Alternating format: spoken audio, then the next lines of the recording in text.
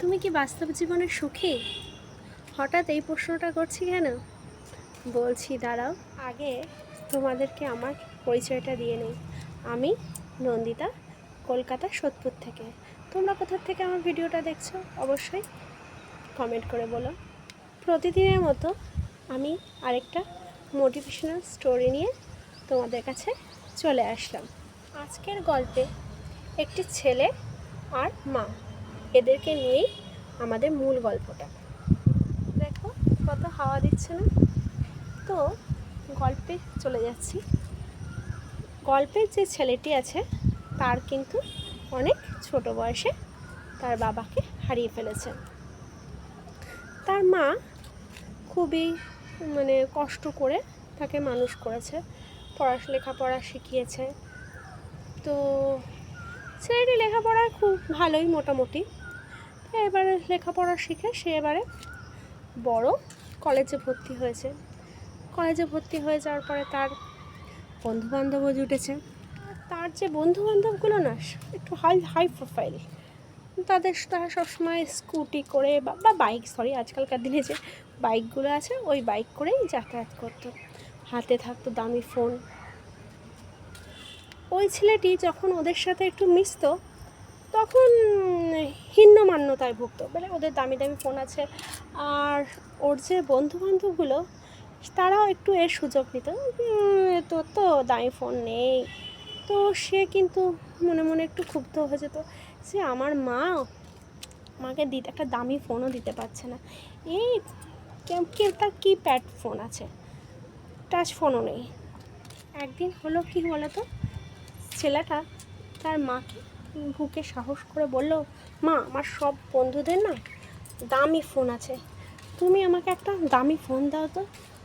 বলে, যাক বাবা, আমার তো অত দামি ফোন নেই, আমি পয়সা নেই। তুমি ছাড়ো তো এসব কথা, বস্তা পচার কথা। আমার চাই, আমাকে দিতেই হবে, আর নইলে আমার নাক কাটা যাবে। তো ঠিক আছে, তো দেখছি ছেলেটার মা কি অনেক কষ্ট করে তার জন্য একটা দামি ফোন কিনে দিল, এই 10-15 হাজার টাকা দামে।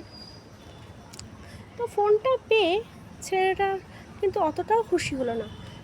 তার কাছে কিপ্যাডওয়ালা ফোন ছিল, কিন্তু কিপ্যাড দেওয়া ফোন ছিল, তাও সে ওই 10-15 হাজার টাকা দামের ফোনটা পেয়েও সে খুশি হলো না। না, আমাদের তো তোমার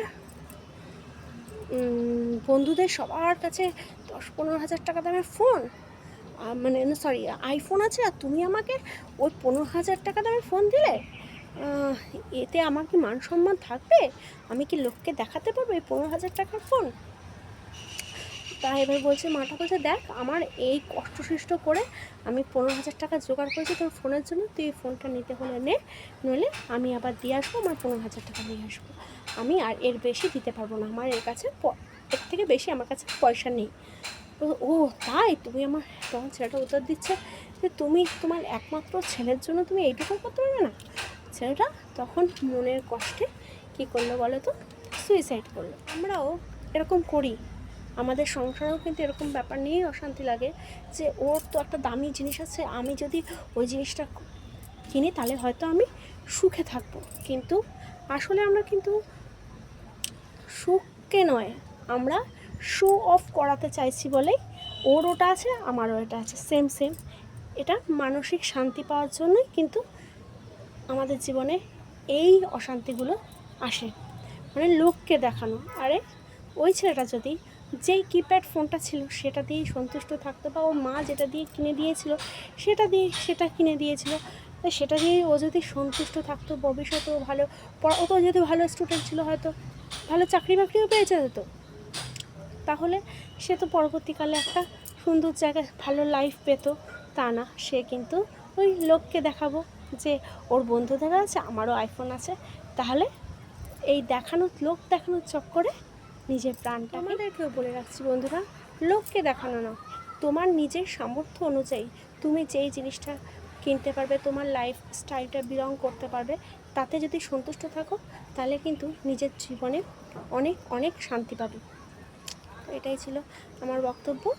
তো আমার গল্পটা কেমন লাগলো, আমার বার্তাটা তোমাদের কাছে কেমন লাগলো অবশ্যই কমেন্ট করে জানিও। আজকের মতো এতটাই। টাটা বন্ধুরা, বাই।